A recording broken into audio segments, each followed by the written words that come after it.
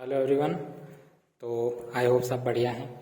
आज मेरा RRB PO का एग्ज़ाम था, सेकंड शिफ्ट में एग्ज़ाम था और उसके बारे में बात करूंगा कि मेरा एग्ज़ाम कैसा हुआ, मैंने कितने अटेम्प्ट्स किए, एग्ज़ाम का लेवल कैसा था। और चलो फिर देखते हैं। तो सबसे पहले रीजनिंग आया, मतलब मैंने रीजनिंग स्टार्ट किया और रीजनिंग में मेरे 34 अटेम्प्ट है और इसके अंदर 5 पज़ल आई थी और एक थी यहाँ पर सिटिंग अरेंजमेंट था जो कि जिसमें सब नॉर्थ देख रहे थे। 10 लोग थे इसके अंदर, तो ये आराम से बन गई थी, इसमें कोई दिक्कत नहीं आई थी। इसके बाद सेकंड था एक सर्कुलर बेस पज़ल थी, इसमें 8 लोग थे। ये इनसाइड और आउटसाइड देख रहे थे, मतलब इसमें हाँ इनसाइड आउटसाइड थे और एक कंडीशन दी हुई थी कि इनसाइड वाले जो है वो आउटसाइड से ज़्यादा है। तो ये वाली पज़ल जो है मैंने बाद के लिए रखी थी, तो ये मैंने बनाई नहीं थी। ये डेजिग्नेशन पज़ल थी, ये इजी थी, ये बन रही थी आराम से और इसमें कोई दिक्कत नहीं थी। ये सबसे इजी पज़ल थी पेपर की। इसके बाद आया था ये एक पज़ल थी जिसके अंदर 6 पर्सन थे और वो लोग अलग अलग कलर, उसमें कलर का वेरिएबल था जिसमें एक इंडिगो था, रेड था, वाइट था, ब्लू था और भी 2 कलर थे, वो मुझे याद नहीं कौन से थे। तो इस पज़ल को काफ़ी, मतलब ये काफ़ी कॉम्प्लेक्स पज़ल थी, इसमें टाइम ज़्यादा लग रहा था लेकिन ये हो गई थी। एक कंडीशन का थोड़ा सा आ रहा था, 2 पॉसिबिलिटी बना के करते तो ये हो जाती। ये एक अनसर्टेन वाली पज़ल थी जिसमें नॉर्थ में बैठे थे सब लोग। ये लगभग हर शिफ्ट में पूछी गई, ये सब में आई है जिसमें नॉर्थ में अनसर्टेन है। इसमें N 13 आ रहे थे। एक क्वेश्चन था जिस ऐसा क्वेश्चन था जैसे कि इसमें कुछ ऐसे बन रहा था D और यहाँ पर जैसे मान लो B है और ऐसे ऐसे चल रहे हैं, यहाँ कुछ लोग हैं ऐसे ऐसे और ये एंड है, ये एंड है। इसमें एक क्वेश्चन था कि अगर H जो है वो J के सेकंड टू द H जो है वो J के सेकंड टू द लेफ्ट में बैठा हो, सेकंड टू द लेफ्ट में बैठा है, तो J की पोजीशन बतानी है B के रेस्पेक्ट में। ऐसा कुछ क्वेश्चन था। तो इसको अपन पूरे इसमें सिर्फ यहीं पे बैठा सकते थे। तो H यहाँ आ जाता, J यहाँ आ जाता, तो अब यहाँ से J जो है वो B से सेकंड लेफ्ट में हो जाता। ये क्वेश्चन इस तरह से था। अब इसमें कन्फ्यूज़न ये हुआ था कि ये जो पज़ल थी ना, इसके अंदर ABCDEF F तक ही लोग थे बस, लेकिन क्वेश्चन में H और J से पूछा गया था। तो लोगों को लग रहा था कि H और J तो है ही नहीं पज़ल के अंदर, तो हमने या तो पज़ल गलत बनाई है या फिर क्वेश्चन ही गलत है। तो ऐसा कुछ भी नहीं था, ना तो पज़ल गलत थी ना क्वेश्चन गलत था। यहाँ ये कंडीशन थी कि आपको इन दोनों को यहाँ बिठाना था, इसके अंदर सेट करवाना था और एक ही जगह थी जिसमें ये सेट हो सकते थे। इस वजह से ये अच्छे लेवल के क्वेश्चन आए थे पज़ल के अंदर भी, और डायरेक्ट क्वेश्चन नहीं थे। मतलब यूँ नहीं था कि भाई डायरेक्ट पूछते हैं ना A से B के लेफ्ट में कौन बैठा है बस ये बता दो, नहीं। अच्छे लेवल के क्वेश्चन थे और ऑड वन आउट भी थे जिसमें से ऐसे निकालते थे AE AC ऐसे पूछ रहे थे। उसके बाद में इनइक्वलिटी, ये सबसे इजी थी, आराम से हो गई थी, इजी लेवल था बिल्कुल। स्लोगिज्म थे, ये भी बहुत इजी थे, ओनली ए फ्यू के ही थे, आराम से हो गया था। और इसमें 3 स्टेटमेंट और 2 कंक्लूजन थे। इसके बाद डायरेक्शन के शायद 3 या 4 क्वेश्चन थे, मुझे ध्यान नहीं है, 3 या 4 थे। ये थोड़ा सा ना, इसमें एक ही इंसान था वो चल रहा था, लेकिन बहुत ज़्यादा लंबा चल रहा था, मतलब ऐसे गया फिर ऐसे बहुत लंबा जा रहा था, मतलब यूँ पता नहीं कैसे कैसे। तो ये भी थोड़ा सा लंबा हो गया था जो नॉर्मल क्वेश्चन होते हैं उससे। ऑर्डर रैंकिंग का क्वेश्चन आया था, इसमें 3 क्वेश्चन थे। ये रैंकिंग का ऑर्डर बनेगा, आप भी बताना कि आपका भी यही बना था। इसमें सेकंड हाईएस्ट को 185 या 195 या 175 मुझे पता नहीं है, ये था। सेकंड में 167 था, ये मुझे ध्यान है। तो ये बन रहा था। इसमें एक क्वेश्चन तो सिंपल था कि डी के आगे कितने लोग हैं, तो 1 2 3 4 5 लोग बैठे थे, तो वहाँ पर एक ऑप्शन था मोर देन 3, वो लग जाएगा। उसके बाद में एक और था, वो मुझे ध्यान नहीं है कौन सा था, और एक क्वेश्चन था जिसमें क्या बोला था कि B प्लस E का दिया हुआ था और A प्लस F का दिया हुआ था, फिर यहाँ से निकाल के और फिर हमसे पूछा था कि E प्लस F कितना होगा, इस टाइप्स का क्वेश्चन था वो। तो ये ऐसे 3 क्वेश्चन थे। इसके बाद में मीनिंगफुल का क्वेश्चन था, ये मैंने बिल्कुल भी नहीं देखा, किया ही नहीं था मैंने, और कुछ लोगों ने किया था, वो बता रहे थे कि 2 वर्ड बन रहे हैं, हीट बन रहा था एक तो, और एक हेट बन रहा था, ऐसे 2 वर्ड बन रहे थे, पर मैंने नहीं किया था ये वाला। इसके बाद वर्ड पेयर का था, इसमें ये ऑडिटर्स नाम का वर्ड आया था जिसमें वॉवल को एक आगे बढ़ाना था, मतलब एक ही जगह बी लिखना था, और जो कॉन्सोनेंट है उसको पीछे बढ़ाना था। तो इस तरह से करना था। और इसमें फिर राइट से सेकंड पे कौन बैठेगा ऐसा कुछ पूछा था, या वॉवल को पीछे करना था आगे, ऐसे ही कुछ था मतलब। तो इसमें एस आ रहा था आंसर में। और फिर इनको शायद अरेंज भी करना था लेफ़्ट टू राइट, हाँ इनको लेफ़्ट टू राइट अरेंज भी करना था वो अल्फ़ाबेटिकल ऑर्डर में। इसके बाद में एक क्वेश्चन आया था ये वाला, ये क्या है, फॉरवर्ड बैकवर्ड वाला। तो इसमें ये 4 डिजिट तो यही थे 9213, फिर आगे के मुझे ध्यान नहीं थे, आगे 4 डिजिट और थे, ये वाले नहीं थे, कोई दूसरे हो सकते हैं, पर ये शुरू के तो यही थे। तो इसका आंसर 2 आ रहा था, मतलब इसमें 2 पेयर बन रहे थे। तो ये था ओवरऑल रीजनिंग का। तो मैंने इसमें 34 अटेम्प्ट किए। एक तो मैंने ये मीनिंगफुल वाला छोड़ा था, और एक ये एक सर्कुलर वाली पजल में से मैंने ट्राई, मतलब मैंने सोच इसको बाद में करने का था, पर फिर बाद में टाइम नहीं मिला था, क्योंकि रीजनिंग करते करते मेरे 20 मिनट ही बचे थे बस। तो फिर मैंने इसको पिक नहीं किया बाद लास्ट में। और इसके बाद मैं क्वांट में गया।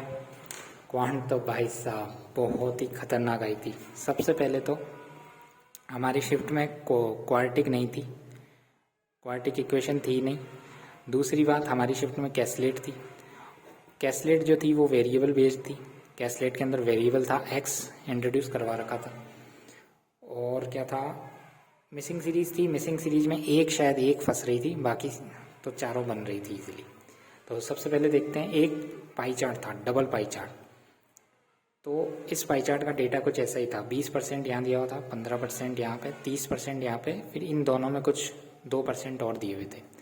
ये दिया हुआ था कॉफ़ी के बारे में था, अफ्रीकन कॉफ़ी और बारीबोन कॉफ़ी कुछ ऐसा था। अफ्रीकन का दिया हुआ था, टोटल जो थी कॉफ़ी वो 3500 थी, जिसमें से अफ्रीकन कॉफ़ी जो थी वो 2000 थी। उसका डेटा, उसके परसेंटेज ऐसे दिए हुए थे, 22.5%, 17.5%, 10.5%, एक शायद 18.5%, ऐसे पॉइंट्स में थे ये। तो ये दिया हुआ था। तो ये वाला मैंने तो किया नहीं। इसमें शायद एक मैंने किया था, उसमें शायद रेशियो वगैरह पूछ रहा था, वो मैंने कर लिया था। बाकी मैंने इसको डेटा को डिकोड भी नहीं किया, क्योंकि बहुत ज़्यादा लेंथी लग रहा था मुझे। इसके बाद टेबुलर डीआई थी, ये डीआई थी, ये परसेंटेज सेम यही थे, ये डेटा में ये दोनों यही थे, बाकी ये थोड़े से शायद ऊपर नीचे हो सकते हैं। तो ये डीआई थी। इसमें आइटम दिए हुए थे, आइटम ऑर्डर आइटम दिए हुए थे, ये सोल्ड आइटम दिए हुए थे, ये मतलब परसेंटेज निकाल के। तो फिर यहाँ पे अनसोल्ड हमें निकाल लेना था। तो ये थे। इसके अंदर 5 क्वेश्चन थे, शायद 4 बहुत ही ईजी क्वेश्चन थे, बिल्कुल ईजिली बन रहे थे। एक क्वेश्चन लेंदी था, जिसमें पूछा गया था कि ऑर्डर्ड आइटम जो थे ना, तो वो प्रोडक्शन या कुछ ऐसा पूछा गया था कि इनमें से इतने आइटम प्रोड्यूस होते हैं, इतने हैं, फिर तो वो मैंने छोड़ दिया था। कैसलेट आई थी, कैसलेट मैंने 5 या 10 सेकंड देखी थी, उसके बाद मैंने छोड़ दी। इसमें एक जगह मुझे लिखा हुआ दिखा था 1.25x%, तो फिर मैंने छोड़ दिया, क्योंकि वेरिएबल वाली कैसलेट थी, तो मैंने कहा मुश्किल ही है बनाना, तो कैसलेट मैंने छोड़ दी थी। फिर मिसिंग नंबर थी, मिसिंग नंबर में एक यही था 12, 50, 102, 104, फिर ये और ये। इसमें ये पैटर्न था ×2 + 2 × 2, इसमें ×4 + 2, इसमें ×3 × 2 + 2 × 1 + 2, ऐसा कुछ था, ×3, हाँ। तो ये इस तरह से चल रहा था, मतलब इसका हाफ होते जा रहे थे और +2 होता जा रहा था। तो यहाँ 54 आ रहा था। और एक प्राइम नंबर वाला गैप था, डबल गैप था या सिंगल गैप था, बट एक प्राइम नंबर वाला गैप आ रहा था। 3 क्वांटिटी के क्वेश्चन आए थे, जो कि मैंने तो किए नहीं। एक और 5 अप्रोक्सीमेशन के क्वेश्चन थे, वो बहुत इजी थे, आराम से डुएबल थे। उसके बाद में अर्थमेटिक के 12 या 13 क्वेश्चन थे, जिसमें से एक क्वेश्चन था कि अगर ए किसी काम को x-2 डेज में करता है, बी किसी काम को x-3 डेज में करता है, और ए और बी मिलकर किस काम को 6 दिन में करते हैं, तो बताओ ए अलोन कितने दिन में करेगा। ये क्वेश्चन था, ये आराम से हो सकता है। इसके बाद में एक क्वेश्चन था कि ए का सेलिंग प्राइस और बी का सेलिंग प्राइस बराबर है। ए जो है वो 25% प्रॉफिट पर बेचता है किसी चीज़ को, और बी जो है वो 20% के लॉस पे बेचता है। तो उन दोनों का सीपी का जो कॉस्ट प्राइस का जो टोटल था वो 820 दिया हुआ था। तो आपको डिफरेंस निकालना था उनके ओवरऑल प्रॉफिट या लॉस जो भी हो रहा है उसका। तो ये क्वेश्चन था, इसका आंसर मेरे 20 आ रहा था। आप बताना आपने किया तो ये क्वेश्चन क्या इसमें 20 आएगा या नहीं आएगा। तो ये था ओवरऑल पेपर। मैंने 55 अटेम्प्ट किए आउट ऑफ 80। आप लोगों के अटेम्प्ट बताना और कौन सी शिफ्ट थी। आज अगर सेकंड शिफ्ट में थे तो कितने अटेम्प्ट किए थे। मेरे को तो कोशिश तो मेरी थी कि मैं 60 तक जाऊं, लेकिन 60 तक पहुंच नहीं पाया, क्योंकि रीजनिंग में भी इस बार हमारे काफ़ी ज़्यादा मतलब पजलों को भी ऐसे घुमा फिरा के, लैंग्वेज भी ऐसी थी, पजल की लैंग्वेज इस टाइप की थी कि मतलब A is sitting third to the left of the person who is sitting right of second to the right of F, ऐसे था।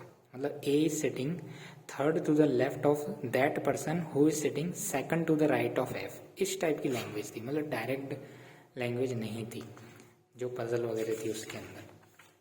बाकी ऑप्शंस में भी काफ़ी ज़्यादा लेंदी था। हार्ड नहीं था, हार्ड नहीं बोलेंगे, बट ये था कि टाइम टेकिंग था, लेंदी था पेपर। इसका मतलब अपन को टाइम लगेगा। हार्ड तो वो होता है कि अपन को पूरे टाइम दे दें और अपन बना ही नहीं पाए। ये पेपर अपन 2 घंटे में आराम से बना सकते हैं, 2 घंटे में पूरा पेपर बन जाएगा। लेकिन वही है कि उस टाइम फ्रेम में 45 मिनट में ये पेपर नहीं बन पा रहा था।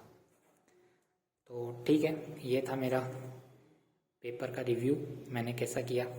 बाकी आप भी बताना कि क्या रहता है। कट ऑफ पिछली राजस्थान से तो मुझे तो पिछली बार हमारे राजस्थान की कट ऑफ 60.25 गई थी और उससे पहले भी 60 के आसपास ही गई थी। तो इस बार हो सकता है कट ऑफ 56 या 57 जा सकती है राजस्थान की।